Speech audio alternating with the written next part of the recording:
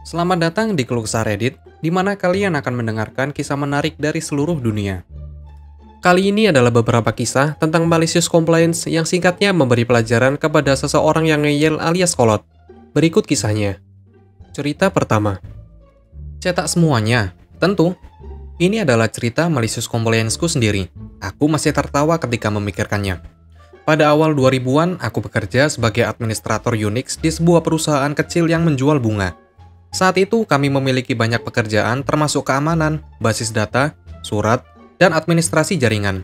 Salah satu pekerjaanku adalah membuat ID untuk tenaga penjualan baru di seluruh dunia. Itu bukanlah jumlah omset yang besar, tetapi setiap hari Valentine dan hari Ibu akan ada permintaan besar karena staf sementara ditambahkan. Kami akan menambahkan sekitar 1.000 pekerja penjualan dan inventaris sementara hingga hari ini. Untuk membuat ID, aku membuat laporan dan menjalankan skrip. Namun, aku harus mendapatkan persetujuan dari manajer sebelum aku dapat membuat ID. Setiap pengguna baru memiliki banyak data termasuk nama, ekstensi, dan lain-lain. Prosesnya adalah mencetak paket pengguna dan mengirimkannya ke manajer untuk disetujui. Dengan 1 atau 2 orang, tidak masalah untuk mencetaknya.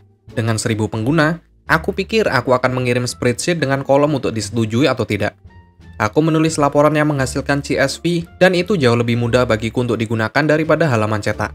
Aku mengirim spreadsheet ke manajer. Dia tidak pernah menjawab. Aku menindaklanjuti dengan menelpon dan mengirim ulang email. Dia bilang dia akan melakukannya. Seminggu kemudian belum disetujui, dan 100 pengguna lainnya menunggu keputusan. Aku mengingatkan dia kalau aku membutuhkan tanda tangannya. Dia masih belum menjawab padaku. Akhirnya aku diseret ke beberapa manajer senior untuk dimarahi. Aku menjelaskan kalau aku memerlukan persetujuan dan aku sedang menunggu itu.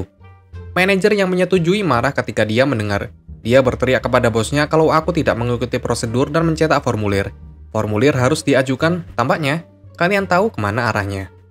Pada saat aku selesai mencetak, kami telah melewati 5 rim kertas dan lusinan folder, staples, dan perlengkapan lainnya. Semua ini agar pemberi persetujuan dapat memeriksa persetujuan dan menandatangani namanya. Selain itu, aku kemudian harus memproses masing-masing secara individual. Butuh 2 hari untuk sesuatu yang biasanya hanya memakan waktu 2 menit. Aku mendapatkan kebutuhan untuk dokumen dan birokrasi. Jika seseorang ditambahkan tanpa persetujuan, itu adalah hal yang buruk, karena mereka memiliki akses ke semua data pelanggan. Tetapi kebijakan berubah segera setelah ini, untuk mengizinkan email dan satu cetakan semua nama sebagai jejak kertas yang diperlukan. Cerita kedua. Ingin aku hanya fokus pada item populer? Tentu saja, bayar aku untuk menonton YouTube untuk hari itu. Aku masuk kerja pagi ini dengan manajer utamaku dan bosnya menunggu aku. Mereka memberitahu aku kalau aku tampaknya mengikuti daftar prioritasku sendiri.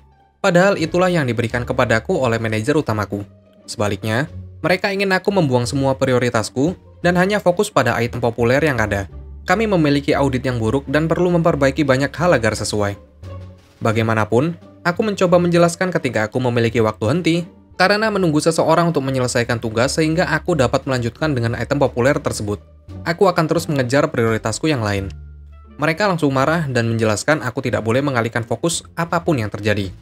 Jadi disinilah aku, menulis posting ini di tempat kerja, menonton YouTube selama 3 jam terakhir, dan menunggu seseorang yang tidak dijadwalkan untuk bekerja hari ini, yang aku coba jelaskan tetapi dibantah, untuk menyelesaikan tugas mereka sehingga aku dapat melanjutkan dengan pekerjaanku.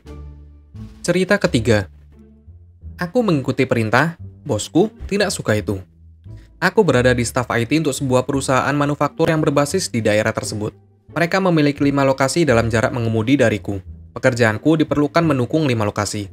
Bosku memberitahu aku beberapa minggu setelah bekerja untuk tidak melakukan perjalanan khusus ke lokasi lain manapun. Aku berbasis di pabrik utama.